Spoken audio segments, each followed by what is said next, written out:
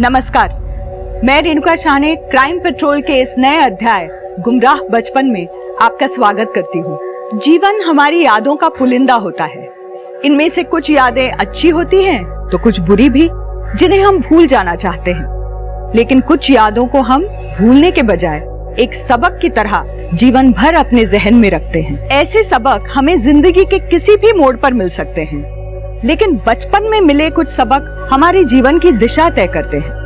चीजों के प्रति हमारे नजरिए हमारी प्रतिक्रियाओं को तय करते हैं। ये सच है कि अपनी जिंदगी पर हम सभी पूरा नियंत्रण चाहते हैं, लेकिन जिंदगी तो अप्रत्याशित है और अप्रत्याशित चीजें कभी अच्छी होती हैं तो कभी बुरी।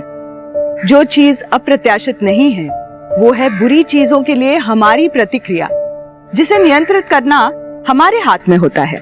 अक्सर जब ये प्रतिक्रियाएं अनियंत्रित हो जाती हैं, तो चौंकाने वाले अपराध सामने आते हैं। ऐसे अपराध जिन्हें समझना और सुलझाना दोनों ही टेढ़ी खीर जैसा होता है।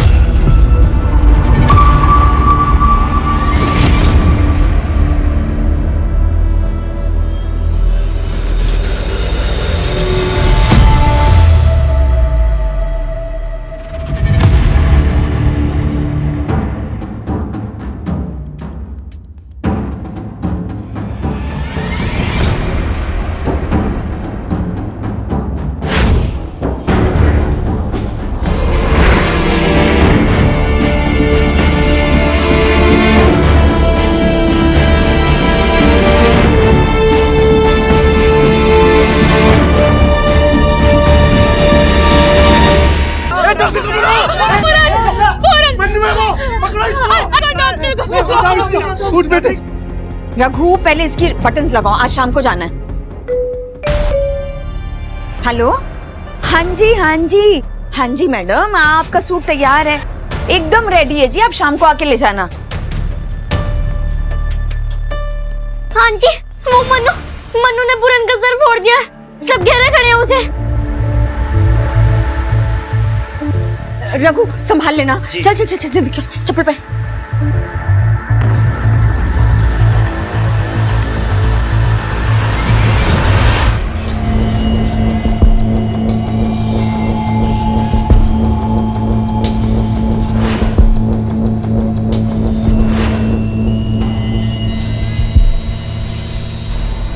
अरे जी, तो गलती से पैर लग गया होगा मनु का, जानबूझ के थोड़ी ना मारेगा। गलती एक बार होती है अरुणा, बार बार नहीं। अभी कितने दिन हुए जब वीरू की बाइक तोड़ी थी इसने।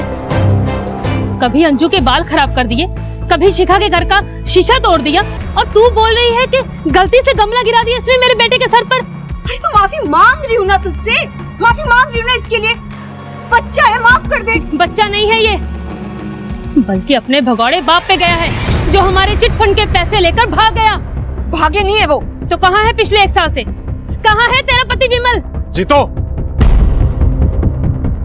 देखो जो हुआ है बच्चे से हुआ है, अब उसे फांसी पे लटकाओगी क्या? अरुणा, तुम बच्चों को लेकर घर पे जाओ।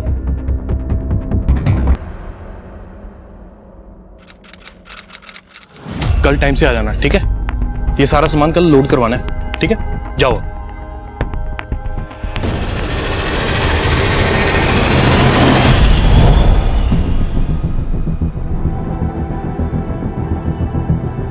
ओ वीरे, लगता है लॉटरी वॉटरी लग गई है तेरी। ओ पार्टी शार्टी का कर दे। ये रख दो। क्या हुआ, आप परेशान लग रहे हो? तुम तो जानती हो कि पैसों के साथ मेरी किस्मत अच्छी नहीं है। अब तो लग रहा है कि ऐसे ही फिजूल में ये चिट फंड की जिम्मेदारी ले ली। आप चिंता मत करो, मैं इसे संभाल के रखूंगी।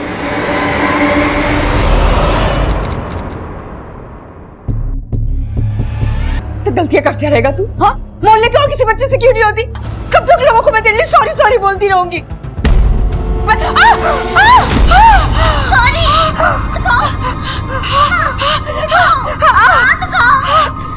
सॉरी कर रहे क्या?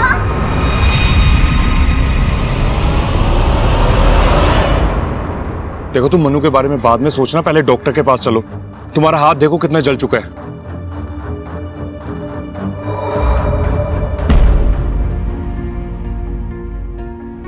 अगर मन्नू के पापा यहाँ होते ना तो मन्नू कभी इतना नहीं बिगड़ता। अब मैं काम संभालूं, बच्चों को देखूं या फिर मन्नू पे नजर रखूं। अरुणा, अगर विमल यहाँ पे नहीं है तो क्या हुआ? मैं हूं ना, तुम्हें कोई भी प्रॉब्लम आती है ना मुझे बताओ, मैं सब संभाल लूंगा। और रही बात मनु की, मैं करता हूं कुछ।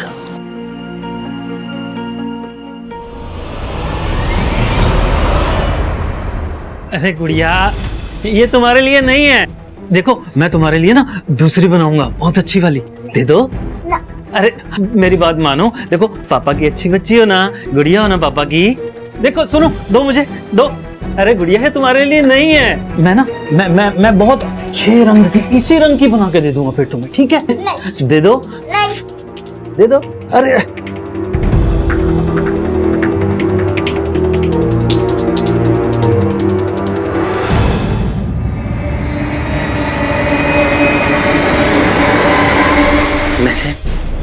ये तुम्हारे लिए बनाया है मैंने मीतू, तुम पे बहुत सुंदर लगेगा, है ना?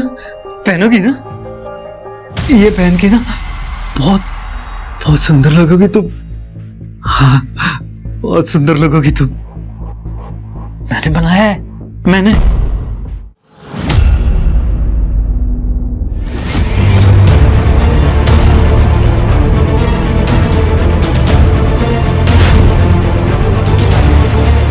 मनु, ये गन कहां से आई तेरे पे?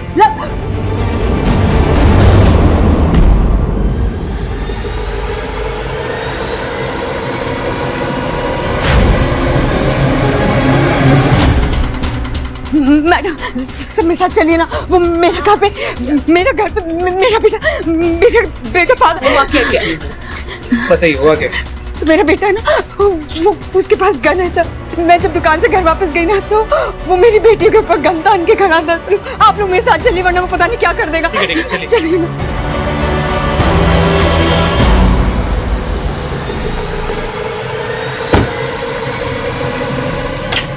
जल्दी है।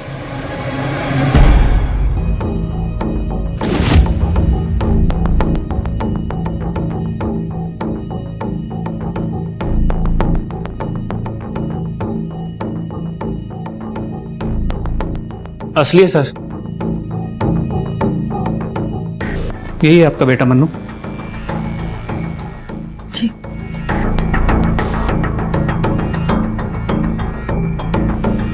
बैठो बेटा। बेटा ये बंदूक तुम्हें कहाँ से मिली? किसने दी? किसी ने नहीं दी, ये गन तो मुझे ड्रॉअर में रखी मिली। मुझे लगा खिलौना है इसलिए मैंने ले ली। ये झूठ बोल रहा है, सही झूठ बोल रहा है। अभी इसी गन से ये मुझे और अपनी बहनों को मारने वाला था और अब कह रहे कि खिलौना थी। माँ सच में मुझे यही लगा कि वो बस एक खिलौना है। मैंने तो रिंकी और मीतू के साथ खेलने के लिए लिया उसे। आई एम सॉरी माँ। शांत हो बेटा, ऐसी चीजें है ना खेलने के लिए नहीं होती। अगली बार अगर ऐसी कोई चीज मिले तो उससे दूर रहना, पक्का? प्रॉमिस? प्रॉमिस।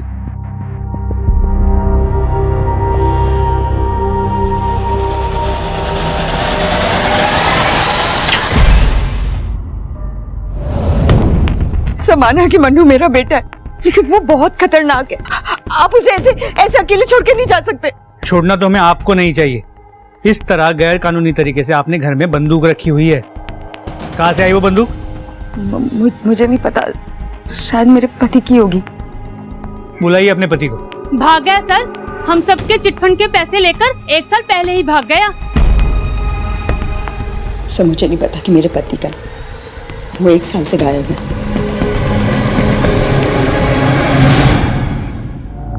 कमाल है, पति 1 साल से गायब है, पत्नी ने उसे गायब होने की मिसिंग कंप्लेंट तक दर्ज नहीं कराई, बेटा गन से खेल रहा है। सर इतना ही नहीं, पड़ोसियों का कहना है कि उसका पति विमल उनके चिटफंड के पैसे लेके भाग गया है। हो सकता है इस केस में कुछ बड़ा ना हो सिवाय एक बिगड़ैल बच्चे के, लेकिन सच्चाई तो पता करनी ही पड़ेगी। ये गन किसी बड़े केस की शुरुआत लग रही है। सर मैं अपने सोर्सेस से पता करने की कोशिश करता हूँ ये गन किसने और कब खरीदी थी। और साथ ही इस विमल के चिटफंड के बारे में भी पता करो। क्या सच में ही वो लोगों के 10 लाख रुपए लेके भागा था या फिर कहीं छुपा बैठा है? ठीक है सर।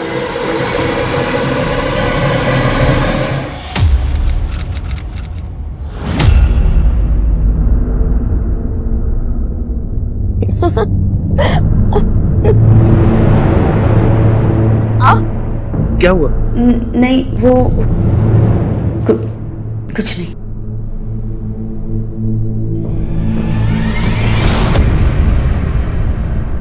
कौन है? कौन है वहां? कौन है? कौन है यहां? क्या हुआ? कोई था यहां पे? कोई था? हाँ। तुम भी ना? कोई नहीं, चलो आओ ना।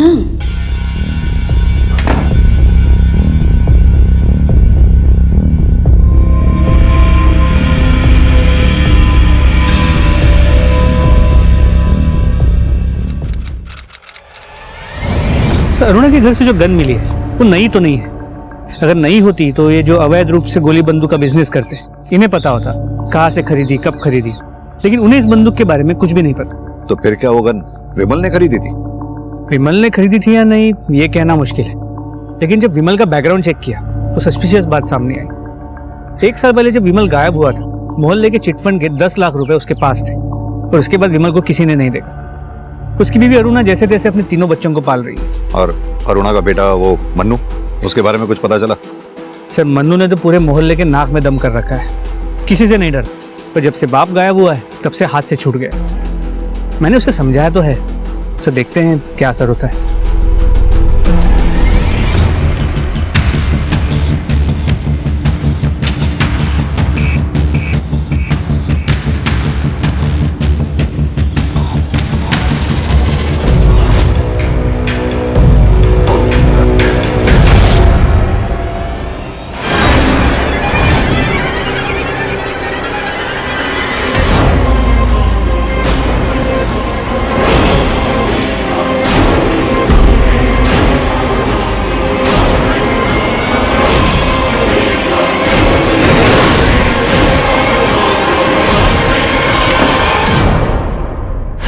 अरे बच्चों का खाना बना रही थी ना, इसलिए दुकान पहुंचने में देर हो गई।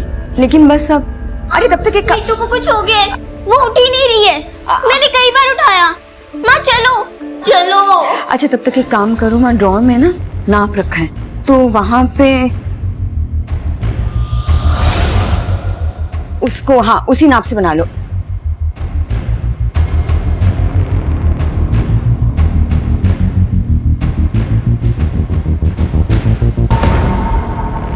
मीतू, मीतू, मीतू, मीतू। अरुणा का डर आखिरकार सही साबित हुआ था। उसकी बेटी मीतू की जिंदगी शुरू होने से पहले ही खत्म हो गई थी। कौन था उसकी मौत का जिम्मेदार?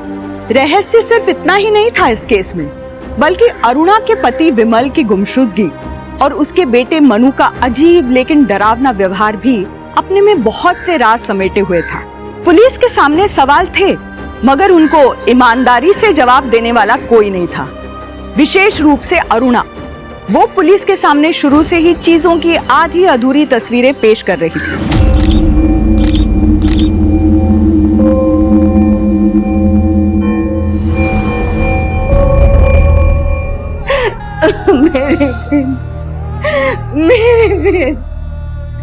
मेरी मीतू, नहीं मेरी बच्ची को मत लेके जाओ। मीतू, मीतू आंख खोल, मीतू नहीं, मीतू नहीं।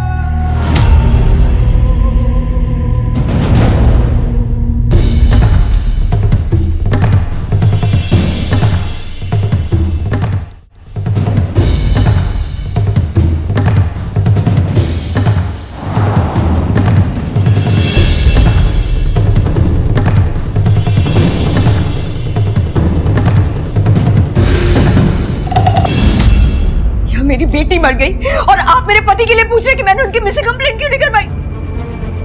सवाल तो पूछना पड़ेगा अरुणा। 1 साल पहले तुम्हारा पति गायब हुआ था, उसके बाद तुम्हारे बेटे को घर के अंदर से गन मिलती है और अब मीतू की हत्या, वो भी घर के अंदर। तीनों कोइंसिडेंसेस नहीं हो सकते। मैं विमल का सच नहीं जानती हूँ सर। मैं बस इतना जानती थी कि अगर आप उसे पकड़ लेते तो उसे जेल में डाल देते। इसलिए मैंने कभी इन्फॉर्म ही नहीं किया पुलिस को उनके बारे में। अरुणा, 10 लाख रुपए थे विमल के पास। इतने पैसों के लिए तो कोई कुछ भी कर सकता है। दूसरी बात, तुम्हारे बेटे मनु का ये हिंसक स्वभाव बहुत बुरा लगता होगा ना उसे, जब आस पड़ोस वाले उसके पिता को चोर कहते होंगे। क्या तुम्हारे मनु का हिंसक स्वभाव विमल के गायब होने की वजह से है? मनु हमेशा से ऐसा हिंसक और सनकी था, हमेशा से। उसे मजा आता है लोगों को परेशान करने में, और उसी मजे के चक्कर में उसने मेरी बेटी मीतू की भी जान ले ली।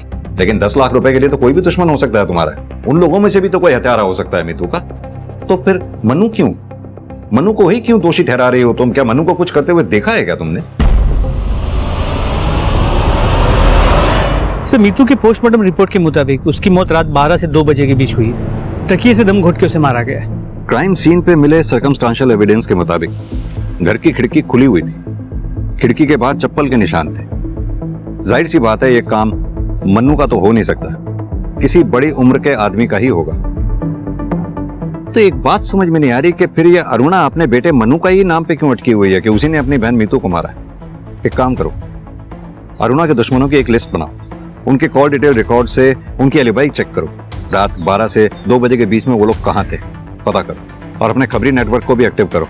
उनसे कहो कि अरुणा के पति विमल के बारे में जो कुछ भी पता लगाएं।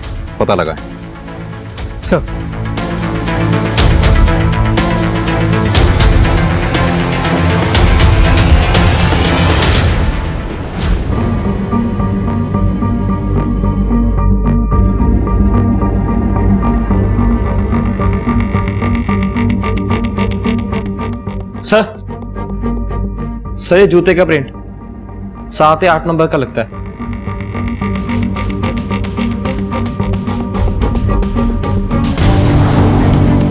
मेरे पास बहुत काम है साहब, मैं आपकी कोई मदद नहीं कर सकता।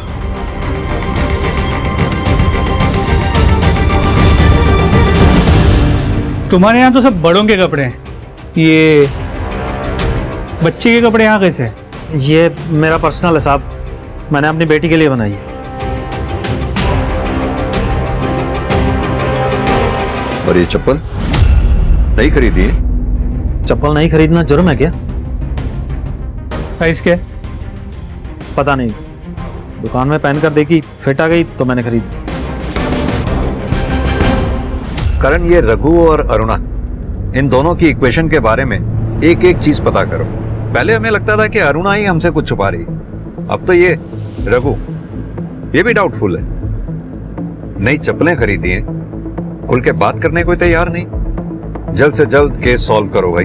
पहले ही हमारे ज्यूरिसडिक्शन में 2 केसेस अनसॉल्व्ड हैं। एक में किलर फरार है, दूसरे में यही क्लियर नहीं है कि सुसाइड है या मर्डर, और अब ये तीसरा मीतू का केस है। जल्दी अगर सॉल्व नहीं किया ना तो मीडिया आसमान सिर पे उठा देगा।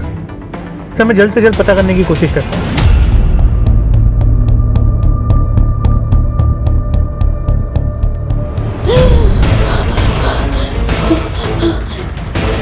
मनु, मनु, ये क्या?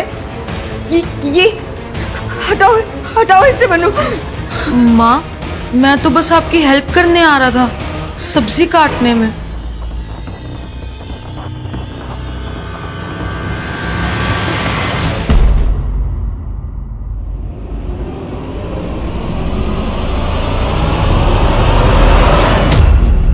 विवेक, तुम्हें यहाँ नहीं आना चाहिए था। तुम जानते नहीं हो मनु स्कूल से आने वाला है, अगर उसने तुम्हें यहाँ देख लिया तो पता। मनु से इतना डरती क्यों तुम?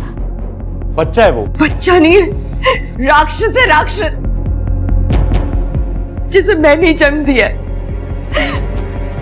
पुलिस उसे लेके नहीं गई ना? तुम देखना, एक दिन वो मुझे और इनकी, हम दोनों को मार डालेगा। वो मार देगा, हम दोनों को भी मार देगा। अरुणा, परेशान मत हुआ, सब ठीक हो जाएगा। एक रास्ता है अभी भी।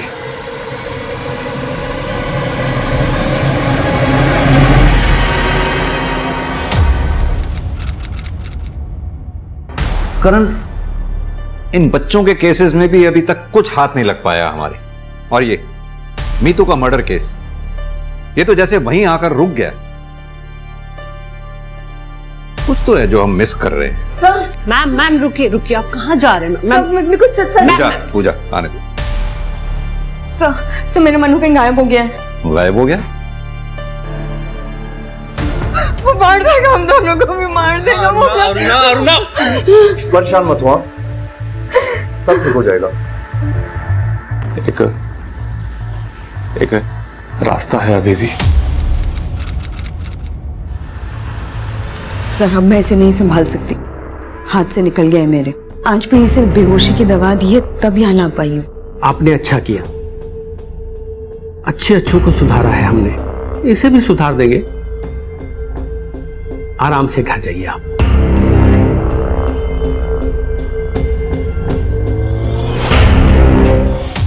आज 2 हफ्ते बाद सर जब मैं मनु से मिलने रिमांड होम गई तो वो लोग बोले कि मनु वहां है ही नहीं। सर वो लोग झूठ बोल रहे हैं। मतलब? सर मुझे कुछ समझ नहीं आ रहा है। मैं खुद मनु को वहां छोड़कर आई थी सर, और अब वो लोग कह रहे हैं कि मनु कभी वहां आया ही नहीं। आप लोग प्लीज मेरे साथ चलिए ना, आप लोग चलेंगे ना तभी वो लोग असलियत बताएंगे कि उन्होंने मेरे मनु के साथ किया क्या है। प्लीज प्लीज चलिए मेरे साथ प्लीज। हम तो खुद आपको नहीं समझ पा रहे हैं। कभी आप अपने बेटे मनु को मीतू का कातिल बताती हैं और कभी इतना कंसर्न शो करती हैं कि जैसे उसके बगैर आप रह नहीं सकती हैं। चल क्या रहा है ये? सर जैसा भी है पर है तो मेरा बेटा ही ना। ठीक है पूजा, इनके बच्चे की मिसिंग कंप्लेंट लिख लो, उसके बाद हम रिमांड होम चलते हैं आपके साथ। चलिए। करण, 1 महीने में हमारे थाने के अंदर 7 बच्चों के मर्डर केस और अब ये missing case. This is really sad. Sir अगर बच्चा यहाँ होता तो मैं क्यों झूठ बोलता कि वो यहाँ नहीं है? इससे तो मैं 2 घंटे पहले ही मिला हूँ, और वो भी पहली बार। सर ये झूठ बोल रहा है, जरूर इसने मनु को कुछ किया है। आप लोग मेरा विश्वास कीजिए सर, मैं झूठ क्यों बोलूंगी? मैं और देवेंद्र 3 हफ्ते पहले मनु को खुद यहाँ छोड़ने आए थे। अगर आपको यकीन नहीं होता तो आप देवेंद्र से पूछ लीजिए ना। सर मैं आपसे कह रही हूँ, ना तो आप मेरे पति की बातों का भरोसा कीजिए और ना ही उस चुड़ैल अरुणा की बातों का। कहना क्या चाहती हैं आप? देवेंद्र को पूरी तरह अपने जाल में फंसा कर रखा हुआ है उस औरत ने। वो उसके कहने पर कुछ भी कर सकता है। मनु से तो वो छुटकारा चाहती ही थी, और देवेंद्र से अच्छा इंसान कौन मिलता उसे इस काम के लिए? आखिर जिस इंसान ने अपने बच्चे को मारने से पहले नहीं सोचा, वो अरुणा के बच्चे को मारने से पहले क्या सोचेगा? अपने बच्चे को मारने से पहले नहीं सोचा मतलब?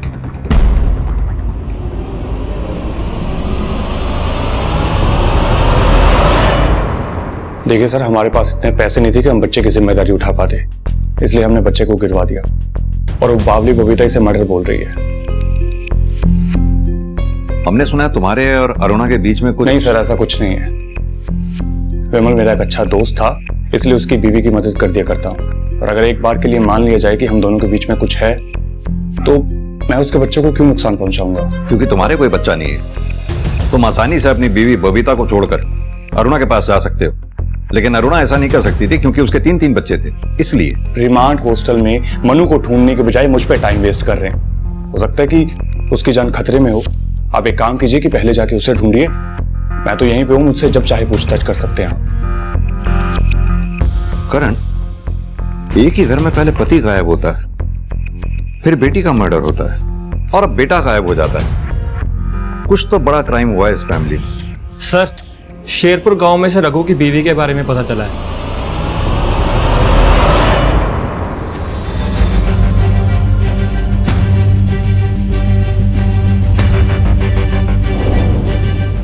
तीन साल पहले हमारी बेटी लाडो की मौत हो गई थी सर। उसके बाद से रघु जैसे बदहवास सा रहने लगा था, इसीलिए उसने 2 साल पहले मुझे और इस घर को छोड़ दिया। तो आपने कभी उसे ढूंढने की कोशिश नहीं की? ढूंढकर क्या करती सर, मरने के बाद भी लाडो उसे दिखाई पड़ती थी। वो अक्सर उसके साथ बातें करता था, और जब मैंने उसको समझाने की कोशिश की तो उसने मेरे साथ भी मार पिटाई शुरू कर दी थी।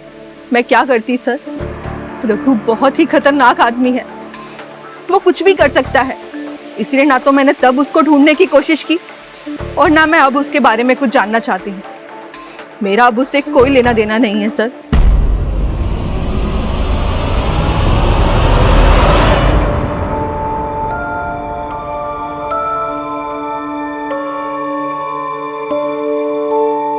ये कौन है पापा? मेरी लाडो जैसी एक और गुड़िया, बिल्कुल मेरी लाडो जैसी प्यारी। झूठ, आपकी लड्डू जैसी कोई प्यारी नहीं हो सकती, ये भी नहीं। अच्छा, रुक बदमाश।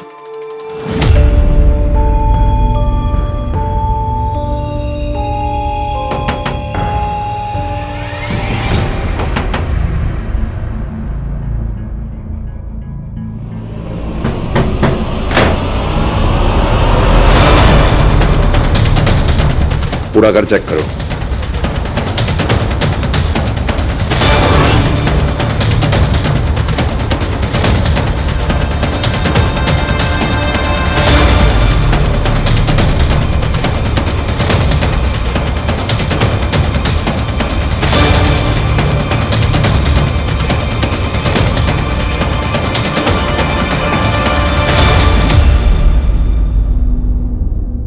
इन सारी बच्चियों में मैं अपनी लाडो को ढूंढता था, फिर मैं कैसे किसी बच्ची का खून कर सकता हूं सर? और वो पुराने चप्पल जो तूने अपने घर में छुपा रखे थे, कैसे मैच हुए उन फुटप्रिंट से जो हमें अरुणा के घर की खिड़की के बाहर मिले? हाँ सर, मैं गया था अरुणा के घर।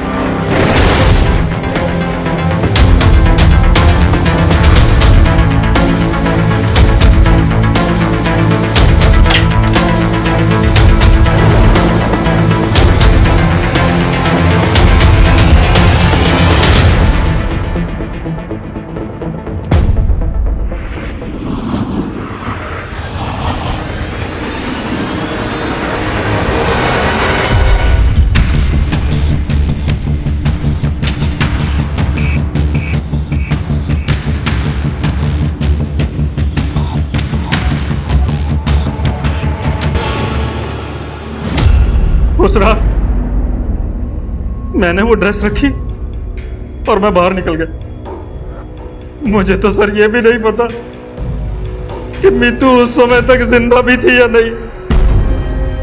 हाँ, मीतू का भाई मनु वो उस समय जाग रहा था सर, उसी ने मारा होगा उसे। उसकी माँ भी यही कह रही थी। कौन क्या कह रहा है क्या नहीं वो हम पता लगा लेंगे, लेकिन तू जो कह रहा है एक पैसे का भरोसा नहीं है हमें तेरी बात पे। सर मैं सच कह रहा हूं, मेरा यकीन कीजिए, मैंने मीतू को नहीं मारा सर। मैं तो उसे अपनी बच्ची की तरह प्यार करता था सर। मैंने उसे नहीं मारा सर, मैंने नहीं मारा। करण, ये पोस्टमार्टम करने वाले डॉक्टर से एक बार दोबारा मिलो, पता करो मीतू के मर्डर से पहले क्या उसके साथ कोई फिजिकल असॉल्ट हुआ था? सर, हमारे पास मीतू और मनु के केस में सस्पेक्ट्स के तौर पर रघु, देवेन की वाइफ बबीता, पड़ोसन जीतो और अरुणा भी सस्पेक्ट है। सर, अगर हम ये मान भी लें कि इनमें से ही किसी ने मीतू का मर्डर किया है और मन्नू को गायब किया है, फिर भी विमल का क्या? वो कोई बच्चा तो था नहीं कि हवा में गायब हो जाए। सर, क्या ये हो सकता है कि हम विमल को गायब मान रहे हैं, लेकिन वही इस पूरा क्रियाकलाप के पीछे?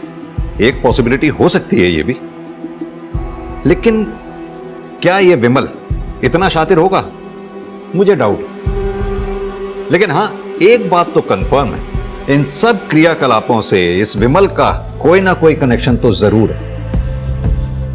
अब पता ये लगाना है इस विमल के साथ साल भर पहले हुआ क्या था। ये केस मनु के अजीब व्यवहार की वजह से शुरू हुआ था, मगर पुलिस के लिए टिप ऑफ द आइसबर्ग की तरह साबित हुआ, जो सतह पर कुछ और था और गहराई में कुछ और। इस केस में इतने ट्विस्ट और टर्न सामने आए थे कि ये केस किसी काल्पनिक कहानी की तरह हो गया था। और अब तो मनु भी गायब था, जिसकी वजह से इस केस का पिटारा खुला था। पुलिस के सामने सच तक पहुंचने के रास्ते बहुत कम थे। और जो रास्ते थे भी उन पर केस से जुड़े लोगों ने अपने झूठ के स्पीड ब्रेकर बना रखे थे जो पुलिस को मनु तक पहुंचने से भी रोक रहे थे। कहीं ऐसा तो नहीं था कि पुलिस ने देर कर दी थी? कोई तो अंदाजा होगा तुम्हें अरुणा।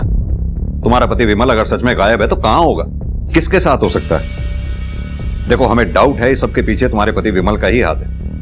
मैं विमल के बारे में सचमुच कुछ नहीं जानती हूँ सर। मैं सिर्फ इतना जानती हूँ कि मेरी बेटी रिंकी और मेरी जान खतरे में। आप उसे ढूंढिए सर, आप उसे ढूंढिए। लेकिन तुम्हें मनु पे ही डाउट क्यों है? क्या छुपा रही हो तुम? मैं कुछ नहीं छुपा रही हूँ सर, कुछ नहीं छुपा रही। मीतू के जाने के बाद मुझे यकीन हो गया है कि मन्नू कितना खतरनाक है, इसीलिए मैंने उसे रिमांड होम भेजा था, लेकिन अब वो वहां से भी भाग निकला है। सब मेरे पास ना अब सिर्फ रिंकी बची है। प्लीज मनु को ढूंढिए सब, प्लीज ढूंढिए, उसे ढूंढिए ना उसे। बेटा रिंकी, क्या कभी तुम्हें तुम्हारे भाई मनु ने नुकसान पहुंचाने की कोशिश की है? कभी मारा या पीटा हो? बोलो बेटा। आप इससे क्या पूछ रहे? ये तो बच्ची है ना, लेकिन मैं आपको बता रही हूँ, आप प्लीज मेरा विश्वास कीजिए, प्लीज।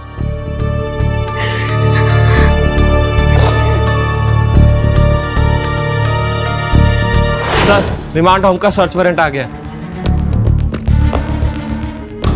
करण, एक कांस्टेबल की ड्यूटी लगाओ इस घर पे नजर रखने के लिए, ताकि अगर मनु आए तो फौरन इन्फॉर्म करे। सर।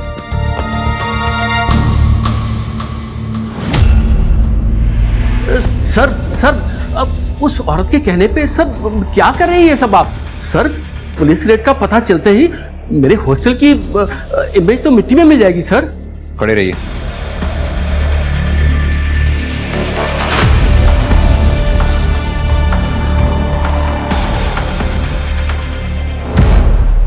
सर, ये देखिए।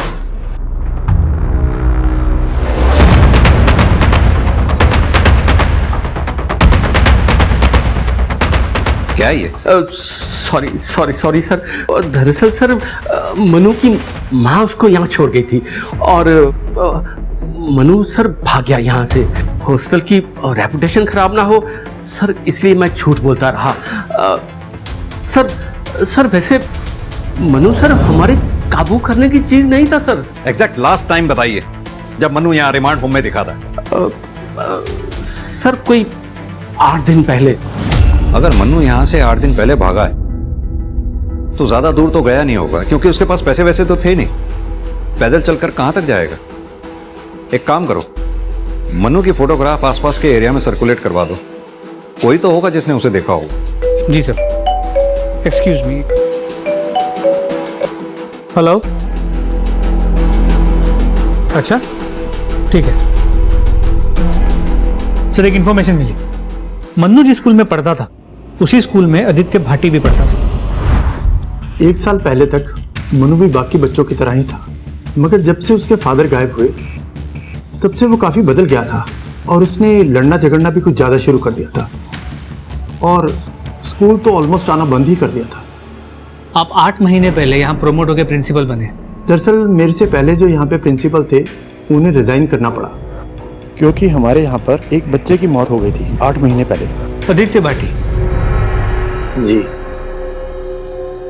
हमारा सबसे लंबा अनसॉल्व केस। सर हमारा शक सही था, मन्नू आदित्य भाटी को जानता था।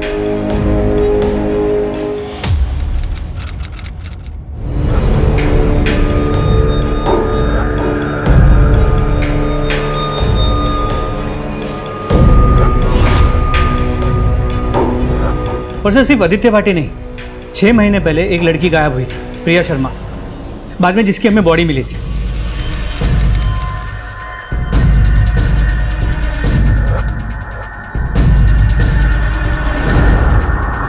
सर मन्नू प्रिया शर्मा की मर्डर स्पॉट पे मौजूद था।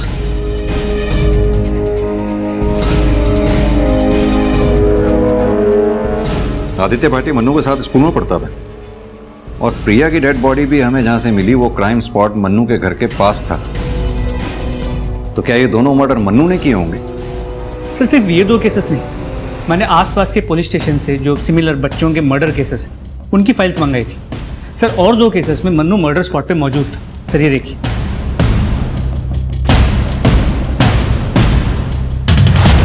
ये तो ऐसा लग रहा है ये मन्नू पिछले 1 साल में जहां जहां भी गया वहां बच्चों की मौतें हुई। और सर हमने दोबारा चेक किया, मीतू के साथ कोई फिजिकल असॉल्ट नहीं हुआ था। तुम पहले से जानती थी इस बारे में कि मन्नू ने ही मीतू को मारा है? सर मैं तो आज भी यही कह रही हूँ कि मनु ने ही मीतू को मारा है, लेकिन आप जिन बच्चों की बात कर रहे हैं उनके बारे में मुझे कुछ नहीं पता। तुम्हें समझ नहीं आ रहा है क्या? न जाने कितने मासूम बच्चों की जान जा चुकी है। अब तुम ये चाहती हो किसी और के बच्चे को तुम्हारा बेटा मन्नू मीतू की तरह मार डाले? सर मैं सच में बच्चों के बारे में कुछ नहीं जानती हूँ, लेकिन हाँ ये जरूर है कि मन्नू ने ही मेरे पति के साथ कुछ किया है। उसने खुद मुझसे कहा था जब पापा वापस ही नहीं आएंगे तो सिंदूर क्यों लगा रही हो?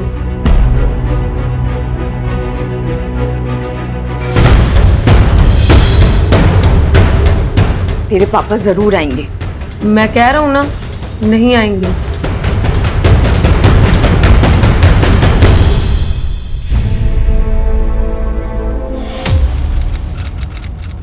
तुमने हमें पहले क्यों नहीं बताया?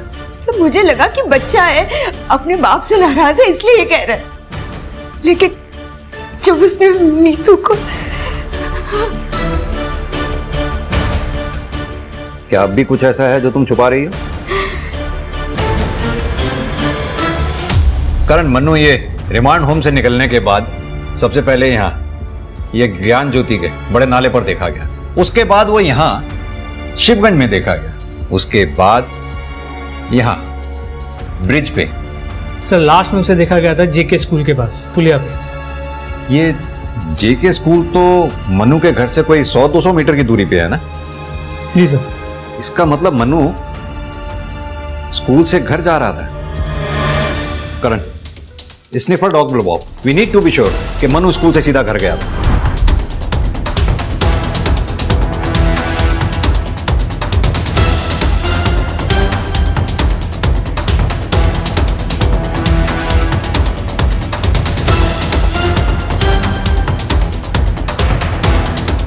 सर लगता है इधर कुछ है, इधर खोदना पड़ेगा।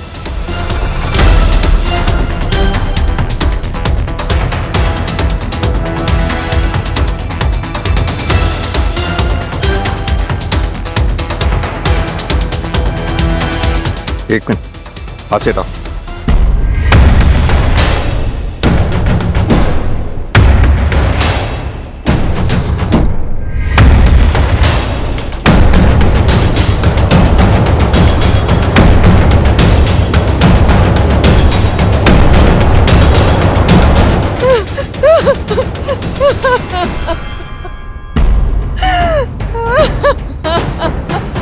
सर लगता है इधर कुछ है, इधर भी खोदना पड़ेगा। खोदो।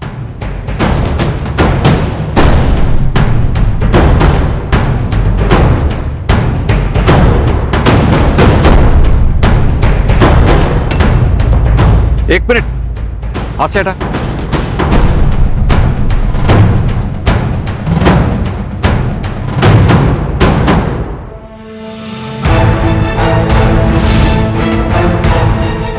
मन्नू,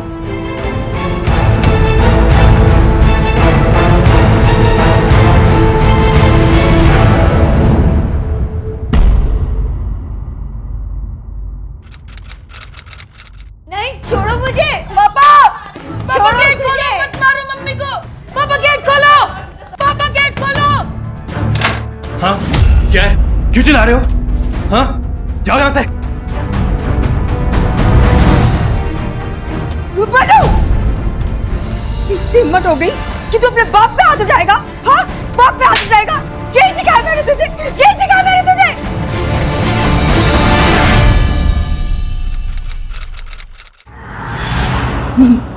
मनु मुझे बचाना चाहता था, उसे ये नहीं पता कि विमल मुझे मार के अपना गुस्सा निकाल रहा है। अगर वो मुझे नहीं मारता तो वो खुद और उसकी बहनें उसके गुस्से का शिकार बन अपने बच्चों को बचाने के लिए। मैं विमल की मार सहती रही कि जैसे जैसे मनु बड़ा होता गया उसे बर्दाश्त नहीं होता था कि विमल दिन में मुझे पीटता है और रात को मेरे साथ।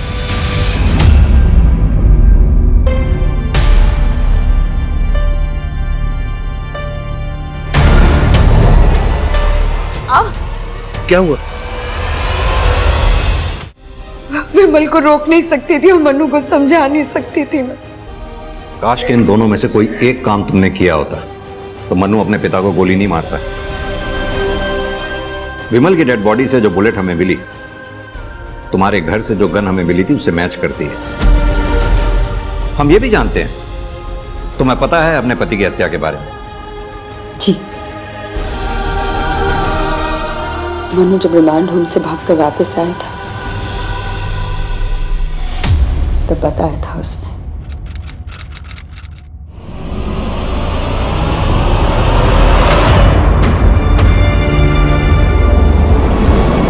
मनु,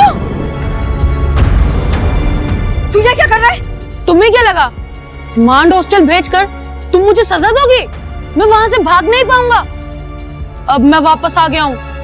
अब मैं तुम्हें बताऊंगा कि सजा क्या होती है, जैसे पापा को बताई थी। क्या किया तूने पापा के साथ? मारकर दफना दिया था। वहां पर मीतू को भी मैं नहीं मारा था। और अब तुम्हारी और रिंकी की बारी है। रिंकी अंदर है ना? नहीं मनु नहीं, मैं तुझे अंदर नहीं जाने दूंगी। पीछे मनु!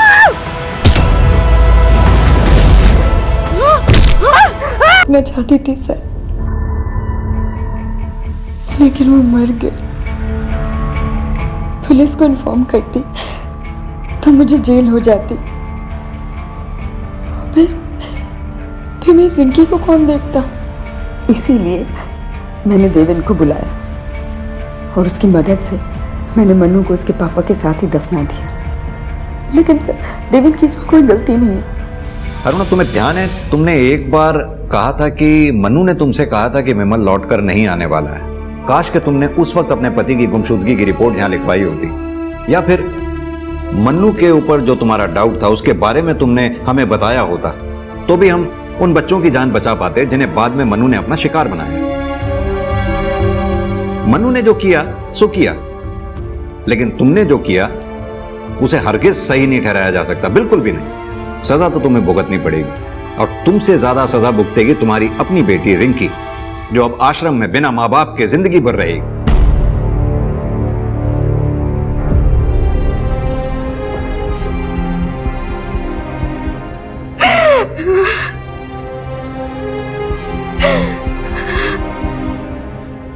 मनु ने बुराई को शायद इसलिए चुना था क्योंकि उसने बचपन से ही अपने पिता को अपनी माँ के ऊपर जुल्म करके भी बचकर निकलते हुए देखा था। और अरुणा ने भी उसे कभी ये समझाने की कोशिश नहीं की कि उसके पिता की हिंसा गलत थी। पिता की हिंसा और माँ का उस हिंसा को बर्दाश्त करना मनु के लिए हिंसा को एकदम नॉर्मलाइज कर रहा था। और अंत में उसने हिंसा को ही अपने जीवन का उद्देश्य बना लिया था।